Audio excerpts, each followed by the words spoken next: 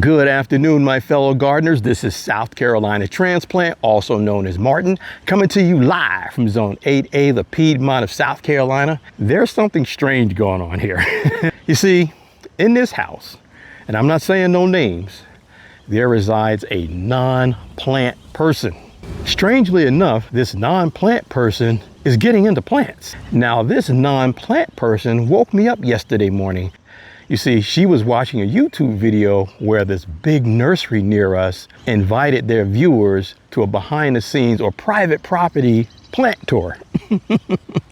So this non-plant person woke me up at the crack of dawn yesterday for this plant tour. So here we are. It's the weekends. I watch my plant videos, I don't know, 12:30, 1 o'clock in the morning. I go to sleep. And the non-plant person is waking me up at the crack of dawn to go to this tour. I had no idea we were going to this tour. Oh my gosh. So we go to the tour. The tour was great. The gardens at Creekside Nursery on their private side of their property are just beautiful, well worth getting up early for. And during the event, this nice couple recognized me from my birthday video a couple weeks ago. I thought that was pretty cool, right? So we're talking to the new couple. They just purchased a new home, clear landscape, and they're looking for different ideas, which is one of the reasons they were at that tour. And they started asking me for suggestions. But the non-plant person, she was talking about drip and mulch and design, and oh my goodness, I'm literally like, where is this coming from? What I really think is happening, I'm not sure, but some of you guys must be messaging her or something. Something's going on behind the scenes, because this isn't normal. The non-plant person always has a phrase, I don't like playing in dirt, you know, that kind of thing. So you guys must be messaging her. You guys got some two-way conversation, back channel going on, because I don't know, it looks like she's converting over. And that could be a good thing. So after the tour, we made our way to the nursery, and the non-plant person picked some plants. Again, this person has no interest in playing in the dirt, no idea about garden designs or anything like that, but she's been picking plants lately, y'all, so it could be a good thing. I came there for a few echinacea, and the non-plant person picked these guys. So what we're gonna do together is we're gonna plant these guys in the ground. I took some time over here in the shade because this is going to be a phenomenally hot day, like oppressive. So I took a few moments to spend with you to do the intro. We're gonna go on over here and plant these in the ground. So as you guys know, I don't profess to be the gardening design guru by any means, but this is what Mrs. Transplant, the non-plant person, chose yesterday. These are pink Picotee Gara, along with angel face, perfectly pink Angelonia. So I don't really have an idea where I want to place them right now. I don't know if I'm going to maybe plant two of them together, because I have actually four more plants to place here. And I'll go over that with you in a few moments as well. All right, we're gonna leave those there for now.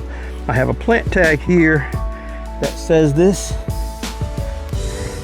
is a red sombrero coneflower. We bought 4 more yesterday. And I think that's one as well. Okay, maybe put this guy here. He's gonna get a little shade from the hydrangea, but I think I'm gonna stake these guys this season. I'm gonna put up some posts and then just put a string line across the front to keep them raised up on this side. I don't know, I think shifting these guys over might be the best thing.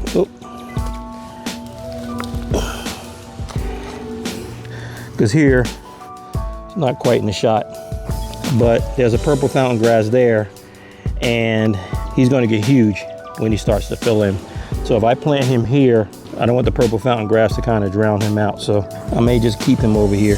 I think I overshot it because I have 2 more, and I don't have room for those 2 here. I don't want to crowd things in too much. I have a situation brewing over here that I want to discuss with you as well. Let's get these guys in the ground, and we'll see how it looks as far as planting the extra 2 from that point. These are Summer Song, Firefinch, Red, Echinacea. They're full sun, drought tolerant plants. This area is shady right now. However, in the afternoon, the sun rises over to my left and it sets over here. So usually midday, the hottest part of the day, this little corner and the remainder of this garden's in full sun. So while it is shady now, it'll be full sun in a few minutes. There's a drip distribution line going through here, so I can tap into him for irrigation, so that's perfect. I don't know if it's in the shot, it's right here. Funny thing about the non-plant person, I'm not saying any names. I give you guys a story, a scenario on how converting would be a good thing versus a bad thing. Let's say two people get married and they stay married for several years. They raise their children. They move out of their big house upstate New York and they move down to South Carolina. They build their retirement home. They downsize. They're both happy. The home comes out great. All the rooms are painted white, so a blank slate. So let's say one of the people decides, you know, I'm bored with these white walls. You know, I'm bored with them. It's time to add some accent. I'm really gonna go out on a limb and really express myself. I'm gonna paint the wall beige. I'm gonna paint the wall beige, and let's say I'm gonna look online and get some African art or the best art to just make that little, you know, 4 or 6 foot wall just pop. And then that person tells the non-plant person, hey, I got an idea.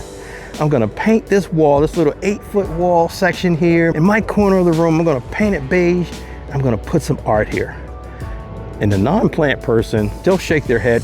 Oh, that sounds like a good idea, dear. Yeah, okay, that sounds like a good idea. And then the non-plant person, right? They'll absorb it for that few minutes.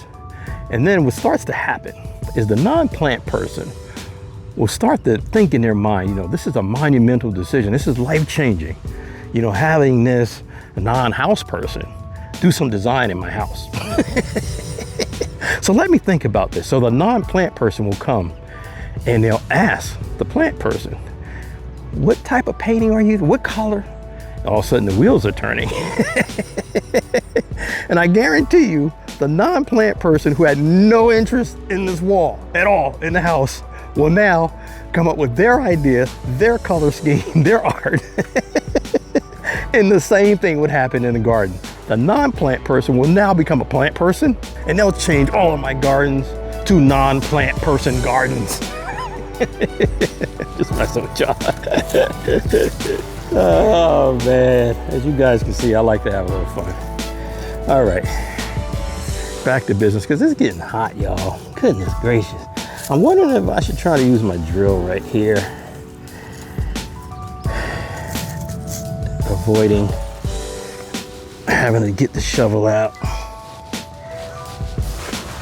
I think I will. Another side note about these drills, I'll let you guys in on a life experience I had with this. I was using it about 1.5 years ago, and I was actually recording a video when this happened, and I had it full throttle, no clutch, meaning it won't stop when it hits something, and it ended up twisting my wrist. And I had been dealing with that sprained wrist for a very long time. It was almost like 1.5 years. And don't ask me why I was dealing with it that long. To be honest with you, I was afraid of what the outcome was gonna be. I was in the middle of having my foot looked after. If you've been following me, you know I had foot surgery, and that was around the same time period. So I was concerned, unfortunately, had to be concerned about medical bills and running back and forth to the doctor. So long story short, my foot's been surgically repaired. I decided to go revisit my wrist, and I was in consultation with the orthopedic hand surgeon for a matter of maybe 15 minutes. He diagnosed it as an arthritic sprain. He injected the wrist with an anti-inflammatory steroid, and within, I'd say 15 minutes after that injection, my wrist instantly started feeling better. And it just goes to show you, don't be afraid to go to the doctor. Get yourself looked at. If you don't feel you're in a position to have whatever your issue is addressed at the moment, at least have a consult with the doctor. It just amazes me that I went like 1.5 years with a sprained wrist. I was wearing braces and everything and covering up for it on my YouTube videos, and a 10-minute session with the orthopedic surgeon, an injection, I'm back to normal. So go to your doctors.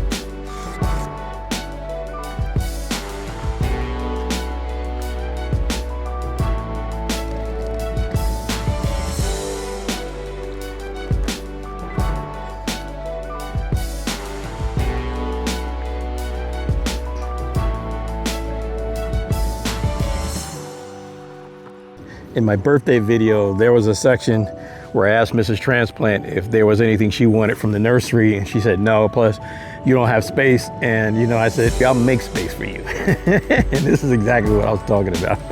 It's gonna be a little crowded, but anything for her.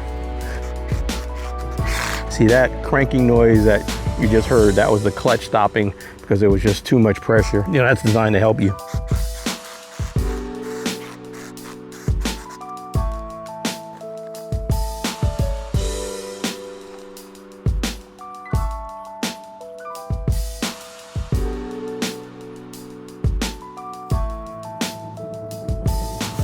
Again, mulching just around the base, but not right up against the plant.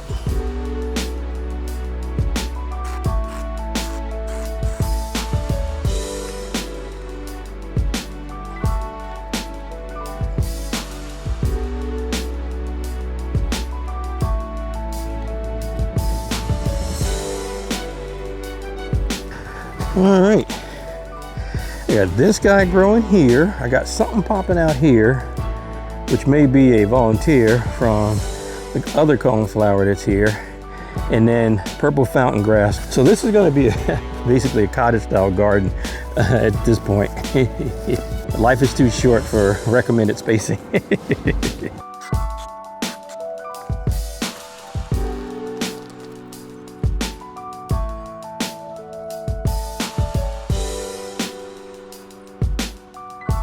Okay, this is going to be spaced kind of weird intentionally because we have a purple fountain grass growing in here and he's going to explode. As a matter of fact, I'm going to cut back this bearded iris to make room for that explosion when it happens. But I don't want to plant him over here in that same, 1.5, 2 foot distance away from that one, because I know what this guy back here is going to do. And then you have the purple salvia here. Coincidentally, I grew that guy from seed. So I'm going to put this guy basically in the middle of here, way over. A little grubby grub. Whew, great soil. That wasn't hard at all. This was a lawn. This was a Bermuda grass lawn at one point. One season, I decided I wanted to create more gardens. What I did to create this garden is I got as much cardboard as I can get my hands on. I got 20 bags of mulch and I literally laid the cardboard down on the lawn with the bags of mulch. I didn't unmulch them. I left the bags of mulch on top of the cardboard the entire winter. It was deteriorated and there was worms already making their way through it, creating the garden. There were little remnant runners of the Bermuda grass, but it was just mostly soil. And that's what created this.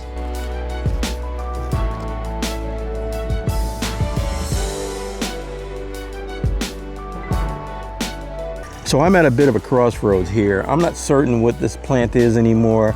I want to say it's an aster because I just remember a purple aster coming up here late in the summer and into the fall. And the foliage on it does not look like the echinacea that was over here at one point. I think that died off, which is in part why I'm planting this one here. That plant has powdery mildew. I talked about it in my birthday gardening video. I sprayed it for 3 straight weeks. It actually appeared to get whiter, which is kind of weird. However, it appears inoculated in that there's green foliage starting to sprout out from it. And then also it's not affecting the hydrangea that's right above it. So I think it's inoculated.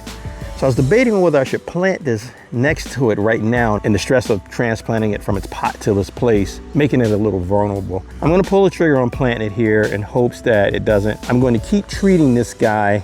I forgot to treat him last night. I think it's due for 2 more doses. Yeah, because that's 3 weeks straight. So I'm gonna hit him with a dose this weekend and then a dose next weekend. Hopefully he'll be fully inoculated. I'm optimistic because there are some blooms shooting out of it. There's some green foliage. I didn't mention it in the birthday video, but I did see some rabbit damage on it. So I've been hitting it with my homemade deer and rabbit repellent and it's worked wonders. Funny thing about that formula too, is I'm always looking to make it better. And I added this pepper, like one of the hottest peppers in the world. It's called the Carolina Reaper. I just put one of the stalks of that in it. So anything that wants to challenge these gardens, go ahead and give it a shot. And also, if you haven't looked at my deer repellent video, go check that one out. That's a real short. It's just me describing how I made the stuff. It's disgusting, it's nasty, it stinks, and it's really hot to mammals. Doesn't affect birds or anything like that, but it's pretty effective. Always have to be cognizant of exact location. You know, we have landscapers that come in with their weed whackers, so I'm always aware of where I'm planting things.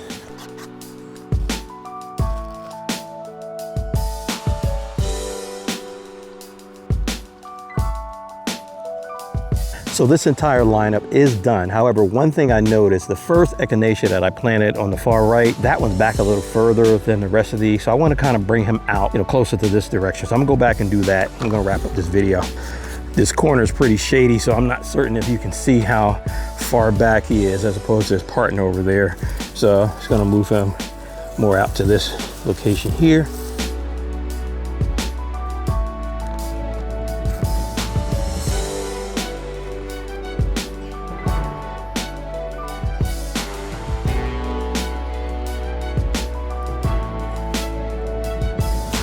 Just taking care of some weeds while I'm down here. I can only get down here a few times.